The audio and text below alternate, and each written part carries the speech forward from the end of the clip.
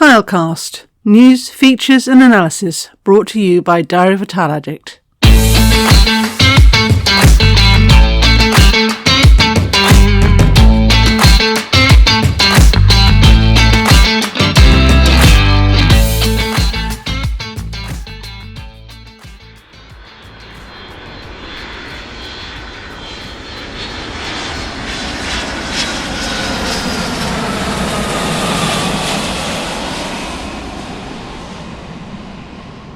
Okay, so this is Joe Simpson for Tile Addict.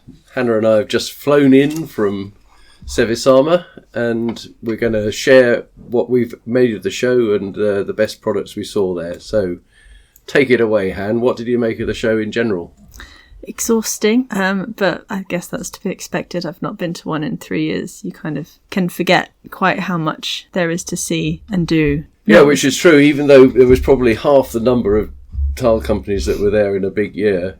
It actually didn't seem to probably make the experience better, if anything, I thought. What about some of the new features they had there, like the Cevisama trend sort of area, or did that work for you? I'm not sure I quite understood that area. I did go and have a peek around. Maybe it was too late in the day for me to figure out what was happening. There were also a lot of people there, so it was quite hard to get your bearings and see what they were trying to highlight. But for me, no, I like to go and find my own trends and see what I can see a lot of and what I think is interesting. So for me, not that useful, but yeah. I mean, I thought the same thing. I mean, it was a really good show if you were after highly decorated, beautifully glazed, small format tiles. If you went there looking for what's new in 20mm external tiling, or large slabs you could make bathroom worktops out of, or even just large format concrete effect tiles, you were going to be a bit disappointed. Oh yeah, there was definitely not enough space for anything very big in the small corner of the show. Yeah, but that being said, I thought there were some really cool innovations there. So, okay, if I had to put you on the spot and say, name your 5 favourite tiles, what would you come up with? An obvious one that we spoke about at the show would have been either Arco or Kyoto from Natuse. I think I lean more towards Arco, to be honest. I quite like the thicker ones with the skinnier ones, that mix. I like the shape. It was a very appealing collection for me. I think one of the first ones that drew my eye was, I think it was called Kint in Sartori. It was the 3D bricks, the quite intricate inner design. I really like them. They photographed quite nicely as well. And also Handmade, I think it was called Handmade or Cross Handmade on the Sartori stand, which had kind of one corner raised on each with a lot of the shape. It's quite difficult to describe it because it's asymmetric three-dimensionality, which is all... I don't know quite why I was drawn to it, but I did quite like that range. I just wanted to stare at it for a little bit. And then for the colours, I think the Harlem range from Decoser, they were very youthful, but kind of vintage, retro kind of colours, kind of these orangey yellows, this muted pink colour. Do you know? Yeah, I know what you mean. One? Yeah, I quite enjoyed that range. And then pretty much everything on the Tonalite stand, the little baby metros and all of the colours they had there. I mean, it is, and nearly always is, a sort of ceramic sweet shop. I think the Tonalite stand, you want to pick them all up and take them home with you. Yeah. And actually I found a few stands like that. I really liked the Antigua stand, had a lot of beautiful little things. That was part of that Cevisama Trends bit. Civica, who were very good at it. You said Decoser already, but I thought very clever. They just had those 3 panels which went colours, shapes, pattern, and it just basically told you the entire company's ethos in 3 panels, beautifully done, very nicely curated. Yeah, they're just effortlessly kind of stylish, that company. Very good. There was some stands that definitely, they had a really small footprint, but they filled up a significant number of lines in my notebook and pictures on my camera reel, just trying to gather all of it. Yeah, I think that was kind of a trend. Big wasn't better at the show. A lot of the best stands were really not much bigger than 2 dining tables put together. If they had to go for a big one, I would say Vives. I thought that was just beautiful. beautifully put together. Yeah. Entrance. Yeah, way you couldn't with those ignore the striking lava two metros, colours, curves, just beautifully done. Aparici, I thought their stand was beautiful, but then they are always beautiful. And you'd say the same about Peronda. I thought I liked the way they create the rooms. Then you went into the one with all the Francesca Sagara stuff, and it was like being in a little sort of gentleman's nightclub. Yeah. The ones that have the tiles in situ make it a much more dynamic experience. It's sad when there are lots of really good tiles, but you can't quite get a good picture. And I know I need the pictures to share with everybody, and I can't quite get a picture that does the tiles justice. But when they're set out like that, it's significantly easier. So what about one of our favourite factors at Côte d'Azur 95? Do you spend much time there? I did. I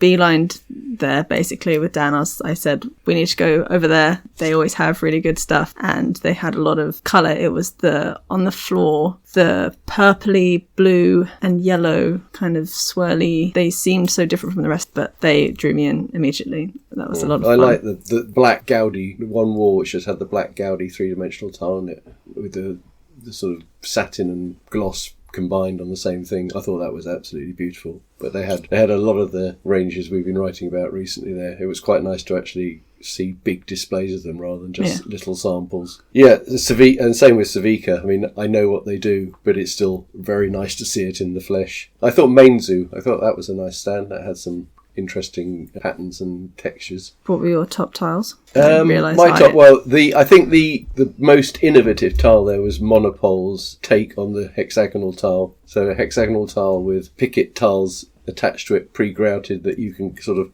you want to say click together, but you could seamlessly put them together. Yeah, it looks like they should click together. And I've never seen anything like that. I mean, they obviously are saying it's patented, and good luck with that. But that was a really interesting tile. I would also, Natuzere, my favourite tile would be Kyoto. I think the reactive glazes on that three-dimensional body is just beautiful. And I tried really hard to find a large format tile that I liked, and I actually ended up with Simpolo, the Spectra range, which had I think it was 12 different colours, all named after foods, which was quite funny. So you had sort of chili through to cheese and mushroom and berry and mint, just a sort of large mat.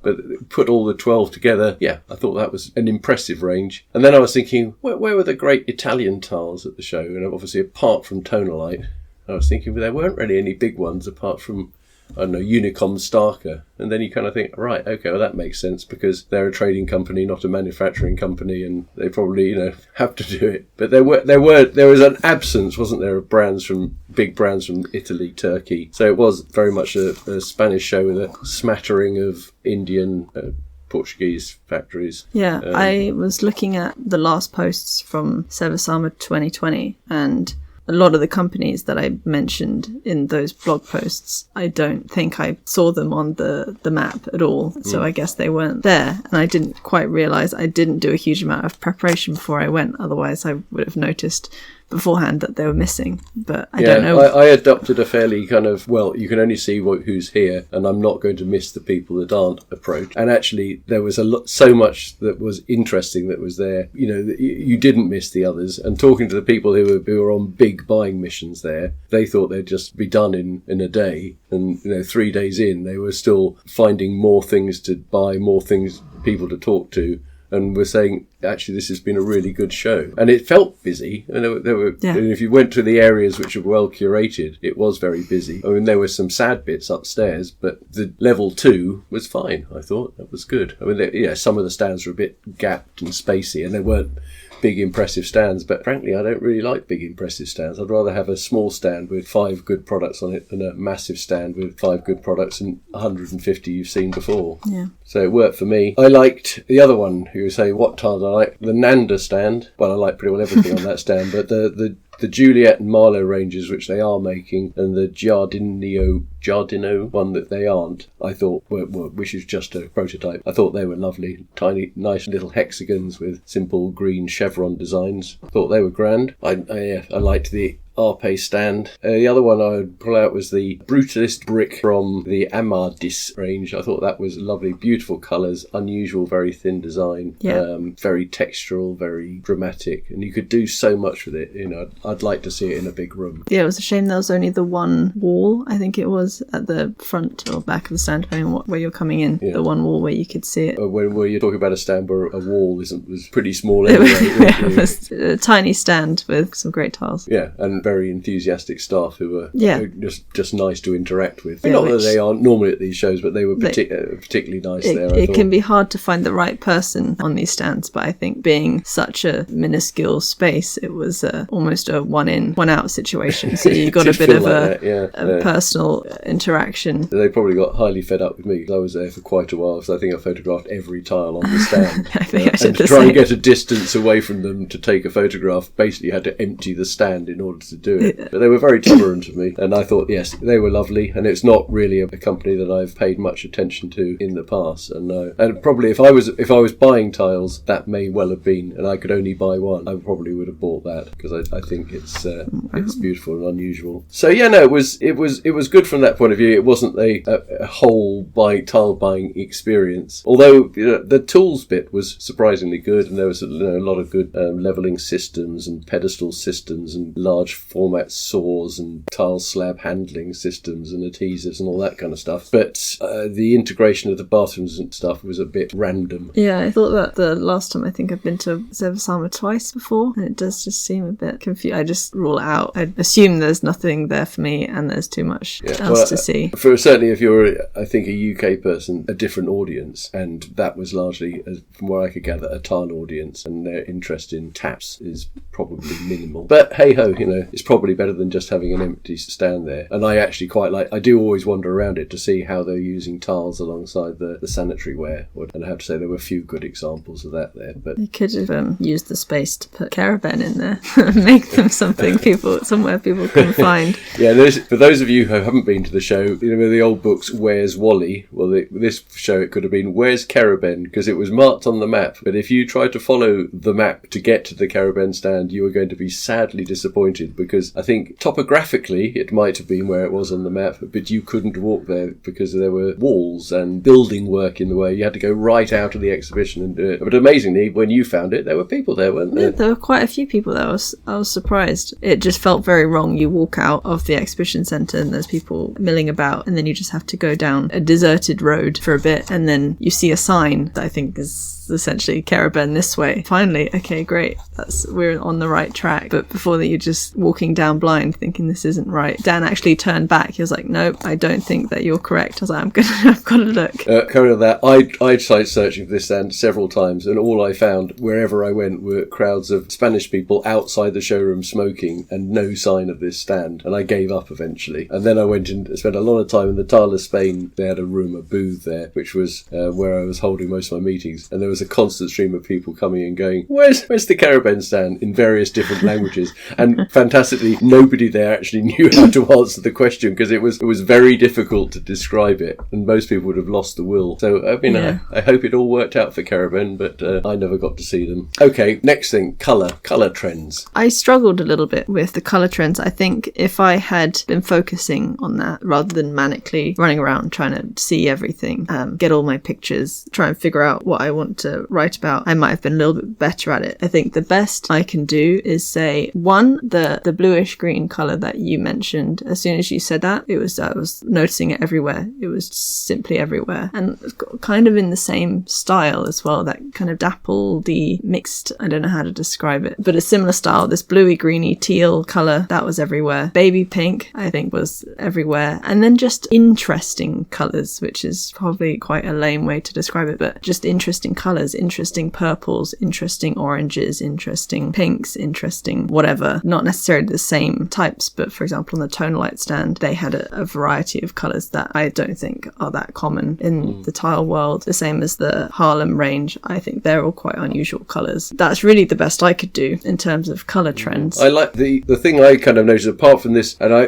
probably ought to say a bit more about this green. I mean, it's a blue green, but it is not. A lot of people were calling it aqua, but it was not aquamarine, and it wasn't turquoise. It was much more soft and muted. It was a green with a little bit of blue in it and a little bit of grey. And it was like a kind of quite assertive pastel is the best I could use it. But it was running through marbles as well as plain tiles and in patterns. But the highlight colours are quite a lot of royal blue, quite an intense blue. I saw a lot of that. Didn't see much of the burnt orange that we've come to see in shows of late. Just the terracotta, but that's pretty standard. But what I did think interesting, there were several stands where they'd probably selected 10 colours and every tile range featured those 10 colours or a selection of those 10 colours, so that you could basically put all tiles together, different formats, different sizes, different shapes, and they'd all work equally well together. So that was quite good. I think in a future podcast I'm going to do a bit more on the colour. I've started creating a list of the ones that they were using in Spain at this show and trying to work out whether if you just showed people the list without a tile or a coloured code attached to it, whether anybody would know what you're talking about. And I kind of worked out, I reckon about 50% of them wouldn't mean anything to anybody, and probably 25% of the other ones, they would give you, if you ask somebody what colour is Bara, they wouldn't come up with the colour that it was attached to it. So it's something I will return to. As you know, I'm a bit obsessed with it, but I do think, it's not just how you name colours, but can you get anything from the names? So I landed on, for the greeny colour, sea moss, and I did then Google it just to double check that I hadn't completely miscalculated, and at least some people seem to agree that it's sea moss. So I think I'm going with sea moss because I think that sounds really nice.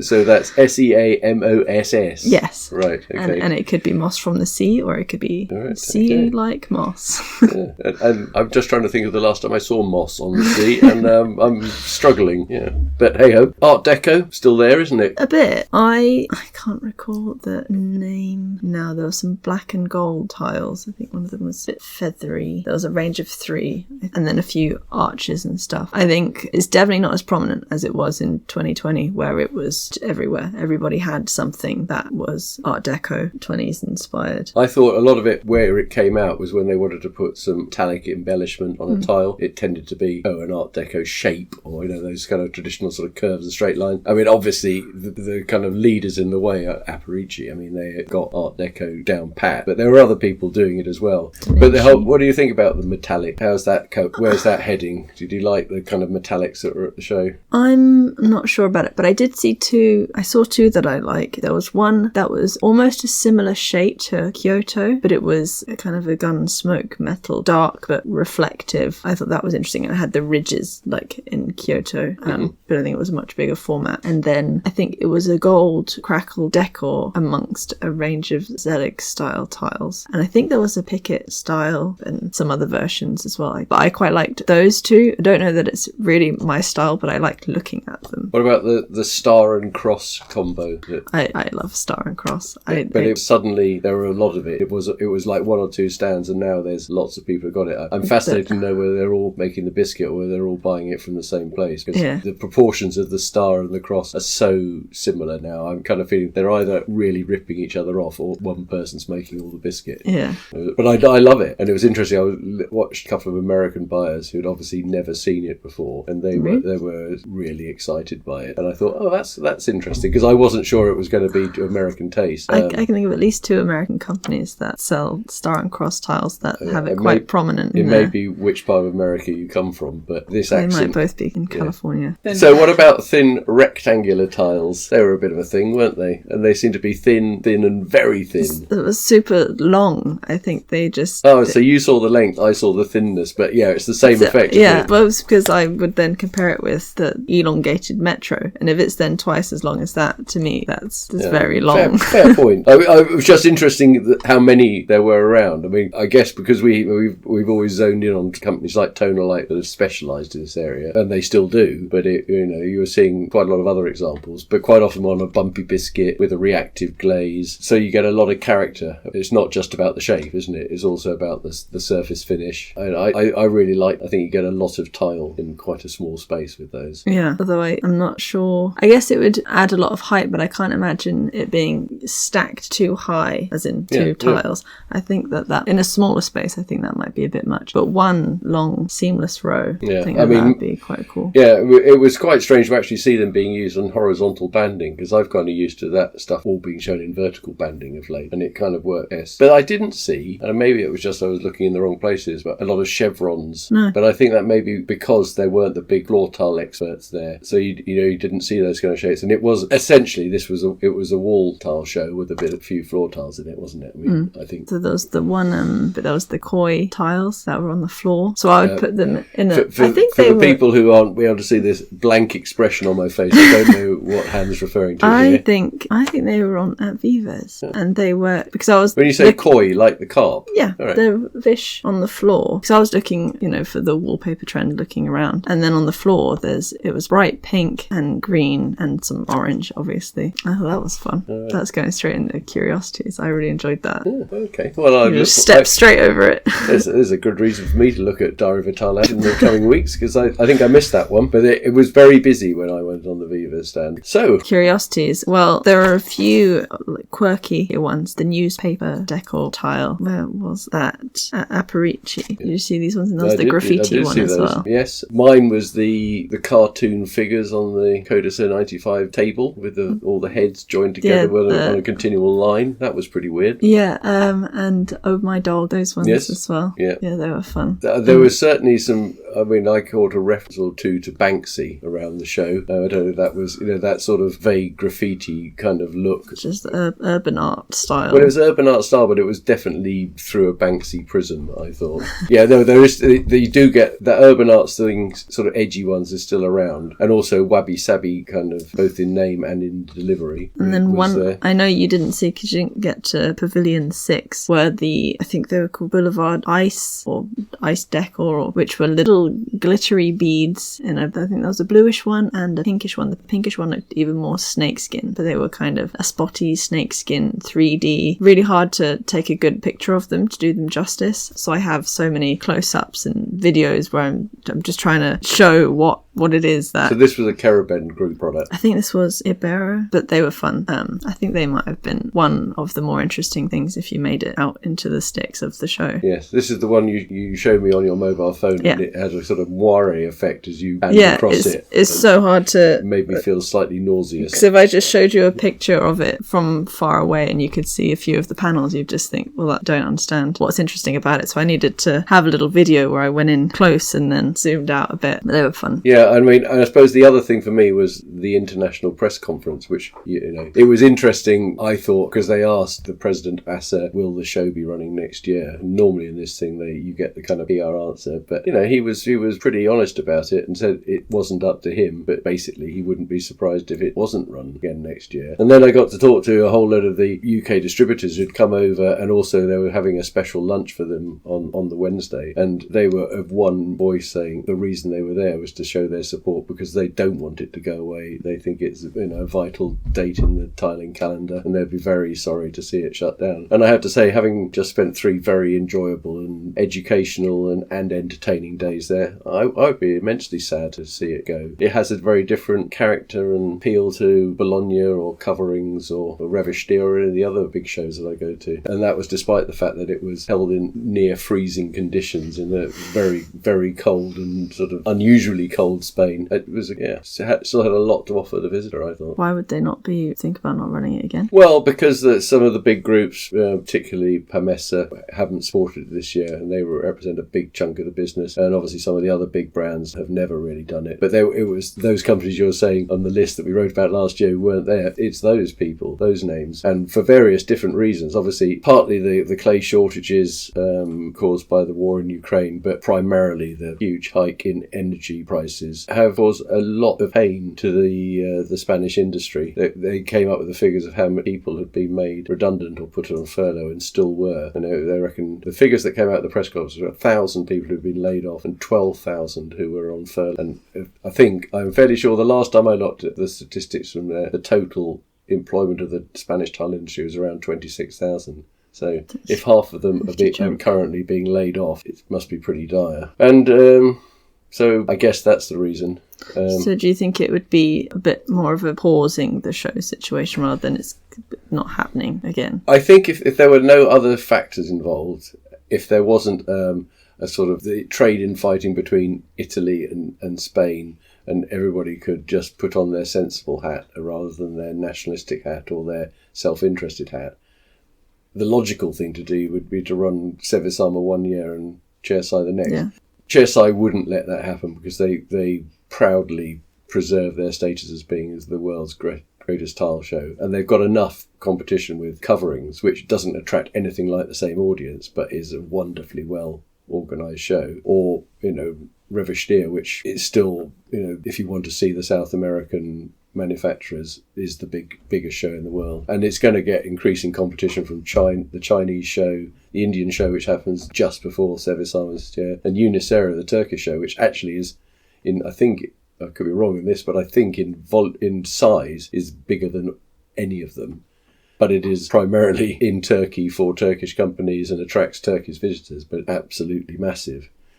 So I don't think it'll happen. I think they've got two ways. They could either make it very much they could lower the cost of exhibiting, do it in a scaled down Sierra Valencia and just make, really pull out all the stops, get every Spanish manufacturer there. But basically they've got to persuade Pamesa that they need to support it, because if they don't, you're really fighting with one hand tied behind your back. And from what I can gather, the Spanish tile manufacturers have got to find some kind of way of convincing the Spanish government, both regional and national, that they need to support the industry, particularly with either encouraging them to save energy or do cogeneration products or whatever it may be, or they're going to have lower gas prices in some way to the sector, because there is nothing you can do in the tile industry without being able to fire the kilns, and that is what's crippling people at the moment.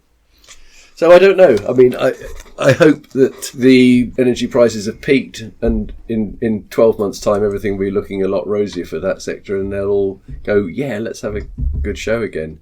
Because I think, unlike in a lot of other industries, there are good, sound reasons for having a tile show. It is very different when you can actually pick up the things, talk to the people who make them, see a whole load of different trends together. And it's very important, not just for the likes of you and me, but for the whole industry. So let's hope it just proves to be an idle threat, and that the show rediscovers its mojo. Yeah. On a more positive note, should we look at the trends? We can look at the trends. Because I've got a huge list of mine, but I haven't actually heard what your opinion is. Okay, right. Well, you tell me yours, and then I'll tell you what my opinion is. Okay. I'll go with the big ones, because there are some bigger trends and then some little tiny trends. Say the first one, then I'll tell you what I think about it. Okay. Yeah. The Toontown Terrazzo, which was everywhere. I imported all of the pictures that I had gathered for that, and there were at least 30 plus. I know, yes, and a surprise. My first instinct, didn't expect that. And B, actually, I quite like a lot of it. It's fun. Yeah. I mean, some of it is absolutely barking and you'd have to be very brave to install it. But some of it is actually just quite lively and, quite flexible, I think. And it depends which colourways it's in. I mean, some of the inclusions are really out there or very big. But yeah, no, I remember thinking, that Terrazzo has run its course. But that was a long time ago, and it hasn't. It just keeps coming back. So yeah, no, good one. Good choice. Then the second one, I fell on the name Intergalactica this morning when I was trying to think of a way to put it, which is kind of the whole mix of a lot of it started off because I was seeing a lot of onyx, but colourful and fun. But then there was also a lot of water marble effects. So I've just kind of gone for everything that is a bit spacey and colourful, swirly, magical looking. There was quite a lot of that.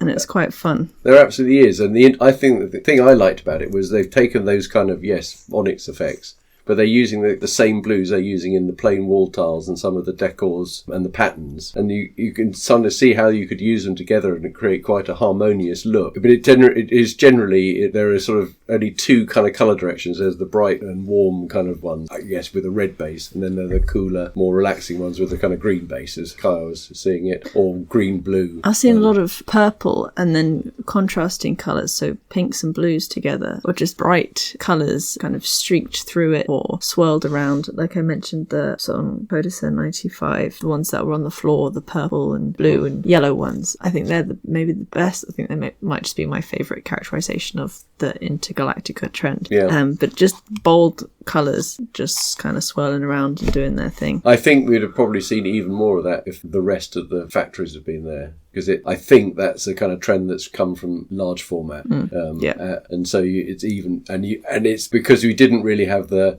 were some of the wallpaper effects, but there just weren't the factories there that do the mega slabs or enough of them. So you didn't get that you got at Chairside, but you still saw There's still a lot. One of my bigger trends is the wallpaper, just the murals, creating murals on the tiles. I mean, they don't have to be enormous tiles to give that effect. No, in fact, quite a few of the best ones at this show were using not small tiles, but medium format sort of sizes. Yeah, one you could lift up. Yes.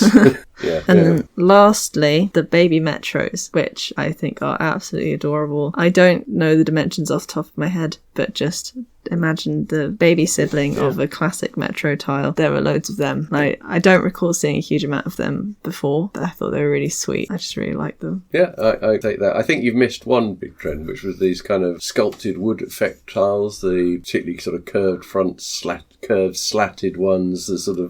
There are quite a few of them around, I thought. I can only think of there's a sort of soft sauna look, or somewhere between a sauna and a padded cell, the effect you got with them. I'm not a huge fan, and I personally would rather it was a trend that didn't happen. But it's something that I think has come from Brazil, because I remember seeing factories like Portobello, Secresa, had those, and I don't remember seeing much of them in Europe, where the avant-garde wood effects here have been highly polished, quite dark, or very distressed. Then to suddenly see something that was kind of sculptural. I do like rubbing your hand over them. They've got a very nice tactile appeal. I just can't think where I'd ever put one.